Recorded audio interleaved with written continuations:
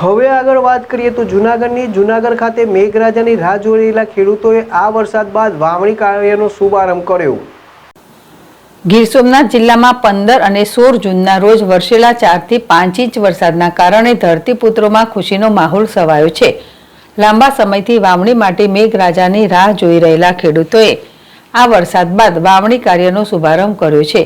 ચોમાસાના પ્રારંભે જ સારો વરસાદ જિલ્લાના મોટા ભાગના વિસ્તારોમાં વરસ્યો છે। ખેડૂતોએ અત્યાર સુધી વાવણી બાકી રાખી હતી, પરંતુ આ અચાનક વરસેલા વરસાદથી વાતાવરણમાં ઠંડક પ્રસરી છે અને જમીનમાં ભેજનું પ્રમાણ વધતા ખેતી માટે અનુકૂળ પરિસ્થિતિ નિર્માણ પામી છે। વેરાવાર, સૂત્રાપાડા, કોડીનાર અને ઉના આસપાસના પંથકમાં ખેડૂતોએ પોતાની જમીનોમાં વાવણી કરવાની શરૂઆત કરી દીધી છે।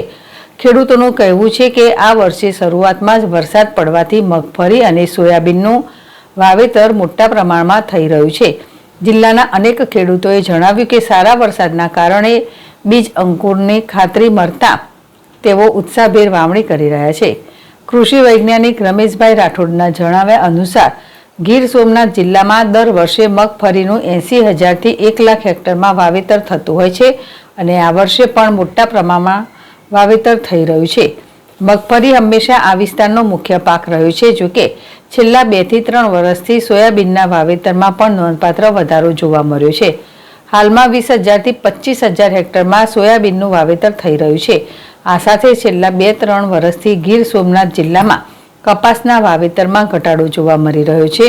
કપાસની જગ્યાએ ખેડૂતો હવે મગફળી અને સોયાબીન જેવા પાકો તરફ વળી રહ્યા છે, જે કદાચ પાણીની ઉપલબ્ધતા અને બજાર ભાવ જેવા પરિબળોને આભારી હોઈ શકે। દીપક જોશી, ZS TV, ગીર સોમનાથ।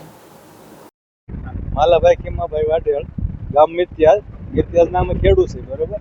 અમારી જમીન માલગામાની બાજુમાં આવી અને બધે વાવણી કરીએ છીએ। 20 જૂનથી વાવણી થાય અને 14-15 જૂનથી વરસાદ થયો અને વરસાદ સારો થયો છે, કંઈ વાંધો નથી। અને મગફળી, સોયાબીન એ બધી વાવેતર કરીએ, કઠોળ અને કોઈ કપાસ ને એવું બધી અમે વાતા નથી આ બાજુ।